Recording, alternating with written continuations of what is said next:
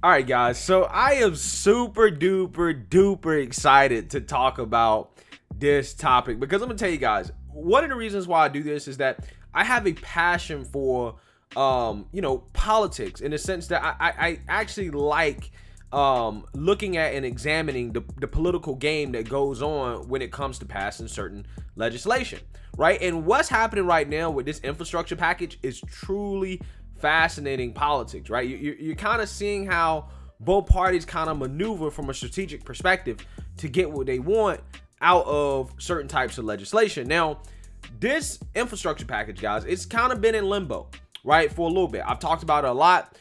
Basically, the GOP does not want to get on board with a, $3-4+ trillion infrastructure package. However, the Democrats do want to do that, right, as the party as a whole. However, you do have some progressives that think that the Democrats should do even more, and you do have some moderate Democrats, like Joe Manchin and Kyrsten Sinema, whom said no, the Democrats should do less, and we should negotiate with the Republicans. And the Republicans have been more than willing to actually negotiate and to work with the moderate Democrats. Now, Joe Biden, really up until this point, has been a question mark on this, right? Because sometimes he's siding with the progressives, and then sometimes he's trying to be more of a moderate. In my opinion, I think that Biden, when it comes to what he actually really wants, right, I think he's closer to Manchin and Kyrsten Sinema than most people think, right, or want to believe. And I think what's happening with these negotiations is kind of proof of this, okay? Because Biden's really been sticking to trying to negotiate with the Republicans, right? And they all have been negotiating instead of going at it alone with the party and the progressives. And now it seems like his effort to do that is paying off, as last night, the bipartisan infrastructure deal advanced in the Senate. Now, it advanced in the sense that it overcame a procedural kind of vote, right, to go ahead and start considering the bill. Now, it still has a long way to go in order to actually become law, right? They have to go through an amendments process in order to really hash out the details, and then they're going to have a legit vote on it, right?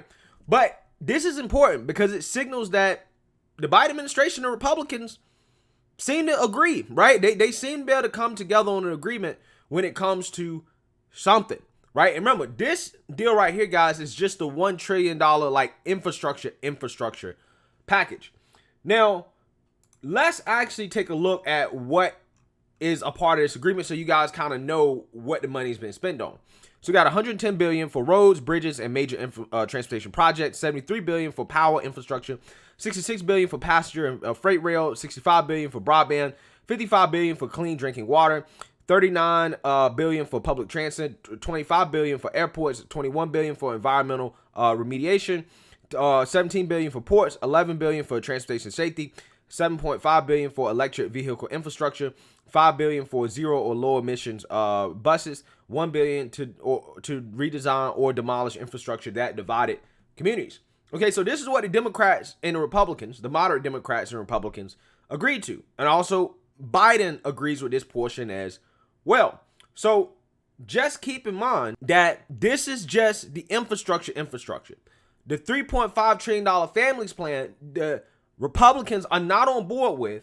And also, Kyrsten Sinema has came out and said that she's not on board with it as well. Okay, which, in my opinion, gave Mitch McConnell the confidence to go ahead with the $1 trillion bipartisan infrastructure negotiations, right?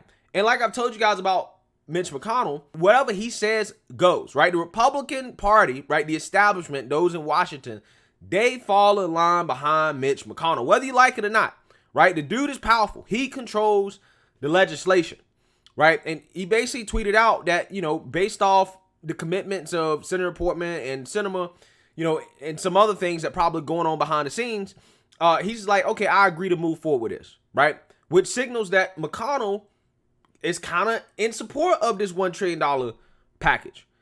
And this right here, guys, in my opinion, probably pisses Trump off. If I was Trump, I would be absolutely furious to see Mitch McConnell get on board with this, right? And I low-key think that this is a slap in the face from McConnell to Trump. I think that Mitch McConnell is telling Trump, you don't control the legislation, right? You may have the people on your side, but you don't control the legislation and you don't control the agenda of the party. Now, again, I'm just saying that's what I think McConnell is saying to Trump, because Trump has been releasing messages, right? Basically saying, do not negotiate with the Democrats on this infrastructure package. Do not come to a bipartisan deal, at the very least until after 2022, when we take back the House or the Senate and we have better negotiating leverage, right? That's what Trump has been saying. And also on top of that, Trump's probably pissed because, quite honestly, guys, Trump wanted to do a infrastructure package under his administration, right? When Steve Bannon was a part of Trump's administration at the very beginning, one of the big promises from the Trump administration, right, that came from Steve Bannon and Trump was that they were going to pass a robust infrastructure package, right? They were going to rebuild America. And it did not happen, not because Trump didn't try, right? It's because the establishment Republicans were not on board with it. Paul Ryan and Mitch McConnell were not on board with spending trillions of dollars on an infrastructure package, right? McConnell blocked Trump from actually trying to move forward with that, even though Trump and the Democrats were in agreement, right, in terms of a infrastructure deal, right? Now, there was some disagreements in regards to how it's going to be paid for and things like that. And speaking of paid for, I forgot to mention that $1 trillion infrastructure bill that, again, is currently happening, that allegedly is going to add $550 billion in new spending. But regardless, back to what I was saying about Trump and the Democrats. They agreed on infrastructure. McConnell said no, which in my opinion was a missed opportunity, because you've essentially given the Democrats a layup in regards to now passing their own infrastructure package.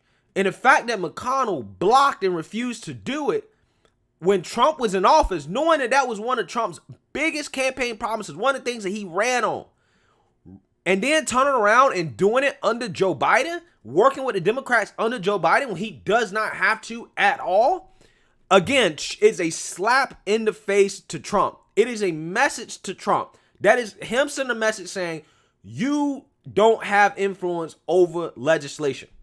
That's what he's saying. In my opinion, I think that Trump has every right to be upset. He has every right to come out here and say, y'all should not be doing this, because under my administration, we wanted this, and you guys would rather basically cut taxes and fail to repeal Obamacare rather than actually do the infrastructure package, do something that is bipartisan, right? Even though the president wanted, even though Democrats wanted, the establishment Republicans didn't want to do it. So Trump's probably furious. There's rumors that he's going to basically threaten to primary any Republican that gets on board with this infrastructure package, right? So he could possibly derail this bill passing if he comes out and says, hey, if you guys vote for this infrastructure package, we will primary you. And we all know that because Trump has the people behind him, right? The base behind him, that this is a serious threat. This is a very, very serious threat. And Trump potentially, right, he may not have the power to legislate, but he may have the power to tank legislation, right? So we will see. But I'm saying, this is why I was excited to talk about this. There's a lot of interesting politics going on here. Now, not just Trump is threatening to tank this legislation. Nancy Pelosi is also threatening to tank this legislation, as she says that she's not going to go forward with this $1 trillion infrastructure bill unless they also get the $3.5 trillion families plan. Okay, that's what she's saying. And that is interesting because it puts this package up in limbo, because in my opinion, McConnell is not going to agree to move forward with this $1 trillion infrastructure package if he knows that the Democrats are just going to come back and do the $3.5 trillion reconciliation bill. So in my opinion, that's why I said that there has to be some agreement between Kyrsten Sinema and Mitch McConnell in regards to making sure that that family's plan either doesn't pass, right? Or they can't move forward with it with reconciliation in its current form, right? The $3.5 trillion, or that they're going to be spending significantly less, right? Or that she's not going to agree to move forward with it through reconciliation unless they spend significantly less on that portion of the legislation, right? And Kyrsten Sinema has indicated that the price tag is too high, right? The reason why she doesn't want to do it is $3.5 trillion. It is way too high. So now this brings us to the progressives, right? The progressives. How did they feel about this? Well, obviously AOC was not happy about this as she voiced her displeasure, not only with Kyrsten Sinema, but with the whole idea of the bipartisan agreement being done by people other than the progressives, right? The progressives were not included in the negotiations, right? Well, I mean, listen, here's the thing. When people want to complain about not being included, I'm pretty sure, I don't think they kicked you out. You just chose not to be a part of it because you know that a lot of your ideas are just non-starters, right? It's just non-starter. They're not spending $6, $7, $8 trillion. Like even the establishment Democrats don't want to do that, right? That's why you're not a part of the negotiations. Your ideas are too far out. But regardless, AOC is complaining about this, okay? And this potentially could be a real threat to Biden's $1 trillion bipartisan infrastructure package because the progressives do have the power to nuke it, right? Let's say that Nancy Pelosi decides that, you know what, we're going to move forward with the bipartisan infrastructure package without the $3.5 trillion reconciliation package. If that's the case, at that point in the House, the progressives could say, no, we don't want to do this because we want to spend more. This is not enough. They have the power to vote no against it. And apparently that's a possibility. However, in my opinion, the progressives don't really have a backbone outside of, fighting for quote unquote social justice. They don't really do much with legislation, right? That's why you got people like Jimmy Dore that are so pissed at them, right, for being so weak on certain issues. And that all is to say that, yeah, AOC is going to go up here and talk on Twitter, but she's not going to vote against it. She's not going to vote against it. She's going to vote yes. She's going to go along with it. If the Democrat establishment say you got to get on board with it, she will. Okay? She will. Now, whether or not Nancy Pelosi allows the bipartisan $1 trillion infrastructure package to go forward, really, it's going to come down to Joe Biden, right? Because Biden, like I said, has been sending mixed messages on this. And this right here really is a critical time for him because it's going to show us where Biden's at on the political spectrum. Right now, Biden has not really revealed his hand. He's really tried to play both sides of the fence. But he's not going to be able to do that with this because Nancy Pelosi has made it clear that she's not bringing the $1 trillion bill forward unless the $3.5 trillion bill moves forward with reconciliation. And at first, when they first agreed on a $1 trillion bipartisan deal, Biden came out and said, I'm not signing it unless both deals are on the table, right? Unless both deals are on my desk, I'm not signing it. Then he had to walk that back, right? He had to walk that back a little bit, right? Now, Nancy Pelosi is essentially saying the same thing, right? She's saying the same thing. So if Biden does not say anything to Nancy Pelosi or get her in line, then that would indicate that Biden really does want to spend $4+ trillion, right? He is willing to do that. However, if Biden comes out and he gets Nancy Pelosi in line and he, twists her arm and forces her to move forward with the $1 trillion bill without the $3.5 trillion, which I believe that he can, he has the power to do, he has the influence to do it, then that will clearly show you that at least when it comes to this legislation and this topic, Biden is clearly closer to the center than he is when it comes to the progressives. And I've been telling you guys the whole time that my gut feeling is that Joe Manchin, Kyrsten Sinema, and Biden are all on the same team, right? They're all on board with what's going on. That's why Biden has not put any pressure on Kyrsten Sinema and Joe Manchin to just go at it along with the Democrats. He's had not tried to get them in line. Matter of fact, he's encouraged them to negotiate with Republicans. He's been more on board with negotiating with Republicans than he has been on supporting his own call for spending. And I mean, that's just what it is, right? And that to me, again, is going to piss off a lot of the progressive base.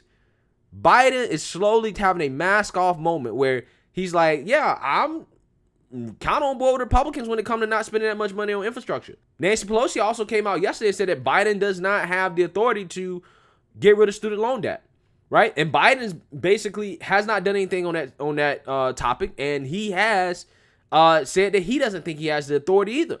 Chuck Schumer says he does. So there's a lot of infighting going on here between the Democrats in regards to a lot of key progressive issues. And at some point, Biden is going to have to choose his side, right? And it's going to come sooner rather than later when it comes to this infrastructure package. And I think this is going to really reveal where Biden's actually at on the political spectrum. So let me know what you guys think. Make sure you like, comment, and subscribe. Most importantly, share a Black conservative perspective. Peace.